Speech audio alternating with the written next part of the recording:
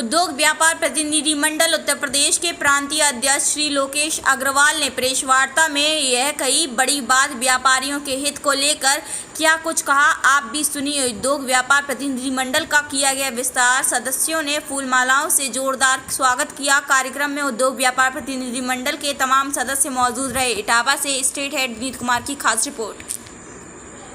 आपके जो व्यापारी उसके लिए क्या करेंगे? जो भी महिलाओं की समस्या आएंगी व्यापार के थ्रू तो हम उसे पूरी जिम्मेदारी से निभाएंगे और काम पूरा जो हमें जिलाध्यक्ष जी ने और मेरे प्रदेश अध्यक्ष जी ने मुझे सौंपा है उसे तहे दिल से हम निभाएंगे।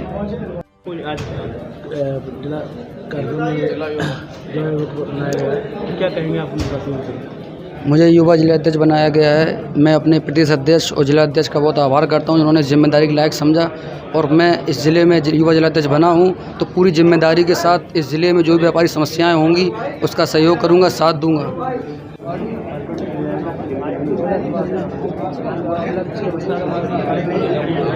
भैया 2 मिनट सब शांत हो जाओ। करवा लें।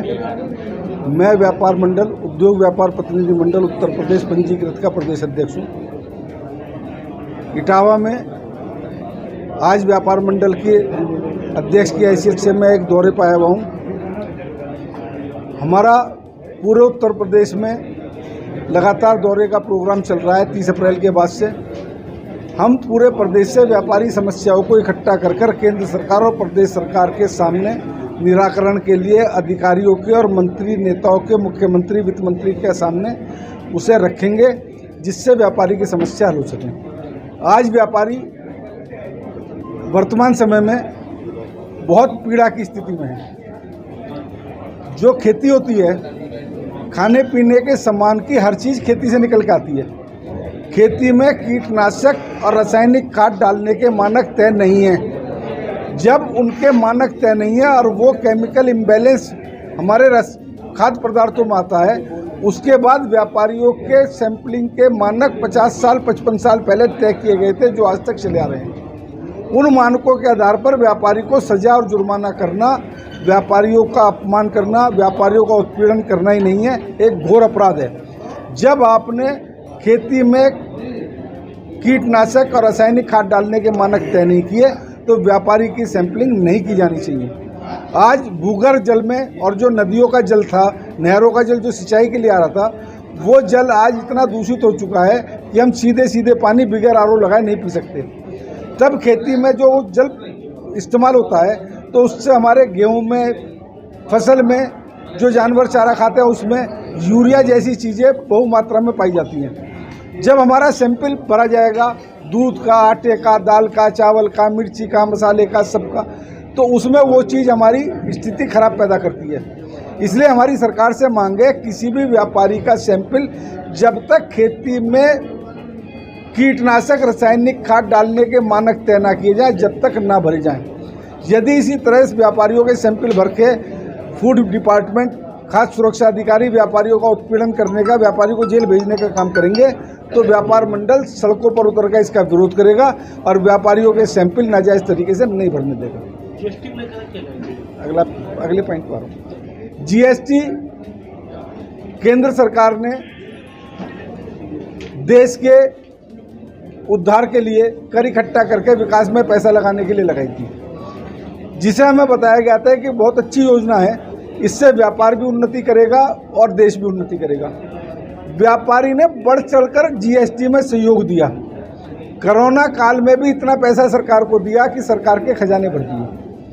पिछले फाइनेंशियल ईयर के अप्रैल के महीने में 1,87,000 करोड़ रुपया जीएसटी व्यापारियों ने इकट्ठा करके सरकारों को दिया, जो दुनिया का रिकॉर्ड है। दुनिया के किसी बड़े से बड़े देश में इतना जीएसटी नहीं इकट्ठा होता है जितना हिंदुस्तान के व्यापारियों ने इकट्ठा करके दिया। मगर 2 महीने पहले प्रदेश सरकार छापेमारी कर रही थी, 2 महीने बाद अब केंद्र सरकार की छापेमारी आ गई। कहते हैं कि बोगस फर्मों की जांच कर रहे हैं। अगर बोगस फर्में पाई जाती हैं तो इसका मतलब जीएसटी पोर्टल का फेलियर है और अधिकारियों का भ्रष्टाचार सामने आता है, क्योंकि अधिकारियों के मिली भगत के बगैर बोगस फर्म रजिस्टर्ड नहीं हो सकती। एक एक रजिस्ट्रेशन के लिए 7-7 बार क्वेरी आती है ईमानदार आदमी जब अपना रजिस्ट्रेशन करवाता है।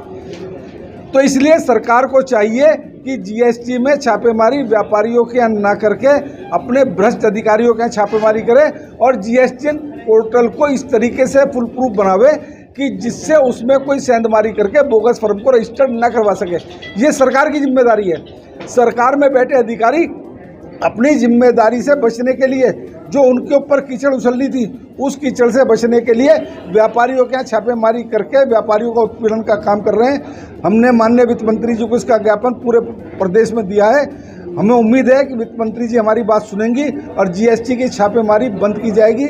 यदि छापेमारी जीएसटी की बंद नहीं की जाती है तो हम जीएसटी अधिकारियों का बाज़ारों में अगर हमारे व्यापारी का उत्पीड़न करने का प्रयास करेंगे तो बाज़ारों में खुलेआम उन्हें भगाने का खदेड़ने का काम करेंगे। हम किसी व्यापारी का उत्पीड़न नहीं होने देंगे। दूसरी बात आती है, मेरी गाड़ी जा रही है, मेरे पास सारे कागज़ पूरे हैं, छोटी सी मानवीय भूल पे गाड़ी रोक के खड़े हो जाते हैं और उसके आधार पर जुर्माने की बात जीएसटी के अधिकारी करते हैं। ये बिल्कुल बर्दाश्त करने योग्य बात नहीं है। टेक्निकल आधार पर किसी भी व्यापारी को दोषी ना ठहराया जाए। कोई कर की अववंचना करता है, टैक्स की चोरी करता है, उसके साथ आपको कार्रवाई करने की ज़रूरत है। टेक्निकल आधार पर अगर किसी की कमी है तो डिपार्टमेंट का काम है उस व्यापारी को एजुकेटेड करे और समझाए कि भैया ये काम ऐसे नहीं ऐसे करोगे।